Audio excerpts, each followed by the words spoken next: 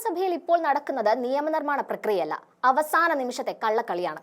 തദ്ദേശ തെരഞ്ഞെടുപ്പും നിയമസഭാ തെരഞ്ഞെടുപ്പും മുന്നിൽ കണ്ടുകൊണ്ട് കേന്ദ്ര നിയമങ്ങളെ പോലും നോക്കുകുത്തിയാക്കി 24 ബില്ലുകൾ വെറും 5 ദിവസം കൊണ്ട് പാസാക്കിയെടുക്കാൻ വേണ്ടി സർക്കാർ നടത്തുന്ന നീക്കം ജനാധിപത്യത്തിന് മുകളിലുള്ള കടന്നുകയറ്റമാണെന്ന് തുറന്നടിക്കുകയാണ് പ്രതിപക്ഷം. ഈ തിരക്കിട്ട നീക്കത്തിന്റെ പ്രത്യാഘാതം ഇന്ന് നിയമസഭയിൽ കണ്ടു. നിയമനിർമ്മാണത്തിൽ കൂടുതൽ ചർച്ച വേണമെന്ന് ആവശ്യപ്പെട്ട പ്രതിപക്ഷത്തിന് സമയം നൽകാതെ ഏകപക്ഷീയമായി മുന്നോട്ടു പോകാനുള്ള സർക്കാർ തീരുമാനത്തിൽ പ്രതിഷേധിച്ച് പ്രതിപക്ഷം സഭ ബഹിഷ്കരിച്ചതോടെ പ്രധാനപ്പെട്ട ഒരു പ്രമേയം പോലും പാസാക്കാനാവാതെ നിയമസഭയ്ക്ക് ഇന്ന് പിരിയേണ്ടി വന്നു. ഭരണപക്ഷത്തിന്റെ ഈ ധൃതി നിയമനിർമ്മാണത്തിന്റെ പവിത്രതയെ തന്നെയാണ് ചോദ്യം ചെയ്യുന്നത്.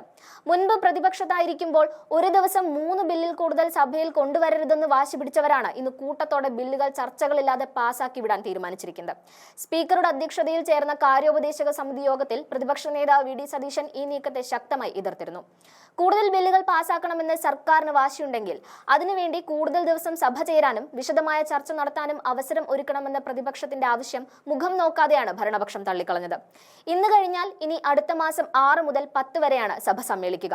ഈ ദിവസങ്ങളിലെ അജണ്ട പരിശോധിക്കുമ്പോൾ സർക്കാരിന്റെ ധൃതി വ്യക്തമാകും. 6-ാം തീയതി മാത്രം സ്വകാര്യ കൈവശത്തിനുള്ള അധിക ഭൂമി ബിൽ, മലയാള ഭാഷാ ബിൽ, പൊതുസേവനാവകാശ ബിൽ, ഒപ്പം സർവകലാശാല നിയമ ഭേദഗതി സംബന്ധിച്ച 2 ബില്ലുകൾ എന്നിവയാണ് ഒറ്റ ദിവസം ചർച്ചയ്ക്കെടുക്കുന്നത്. സർക്കാർ ധൃതി പിടിച്ച് പാസാക്കാൻ ശ്രമിക്കുന്ന പല ബില്ലുകൾക്കുമെതിരെ നിയമപരമായ ആശങ്കകളും ശക്തമാണ്. വനം ഭേദഗതി ബിൽ, വന്യജീവി സംരക്ഷണ ബിൽ എന്നിവ കേന്ദ്ര നിയമങ്ങൾക്ക് വിരുദ്ധമാണെന്ന് അഭിപ്രായമുണ്ട്. അതുപോലെ ഏക കിടപ്പാടമുള്ളവരുടെ ഭൂമി ജപ്തി ചെയ്യുന്നത് തടയുന്നതിനുള്ള ബില്ലും കേന്ദ്ര നിയമത്തിന് വിരുദ്ധമാണെന്ന് നിയമവിദഗ്ധർ ചൂണ്ടിക്കാട്ടുന്നു. ഈ ബില്ലുകൾ പാസാക്കിയാൽ പോലും കേന്ദ്ര നിയമങ്ങളെ മറികടന്നുള്ള ഇത്തരം ബില്ലുകൾക്ക് ഗവർണറുടെയോ രാഷ്ട്രപതിയുടെയോ അംഗീകാരം ലഭിക്കില്ല എന്നറിയാമായിരുന്നിട്ടും സർക്കാർ മുന്നോട്ട് പോകുന്നത് ജനങ്ങളെ കബളിപ്പിച്ച് രാഷ്ട്രീയ നേട്ടം കൊയ്യാൻ വേണ്ടി മാത്രമാണെന്ന് ഉറപ്പിച്ചു പറയാം. പൊതുസേവനാവകാശ ബിൽ അടക്കമുള്ള ജനകീയ പ്രാധാന്യമുള്ള പല ബില്ലുകളും സർക്കാരിന്റെ ആദ്യകാലത്ത് തന്നെ നിയമസഭയിൽ കൊണ്ടുവന്ന് പാസാക്കാമായിരുന്നു.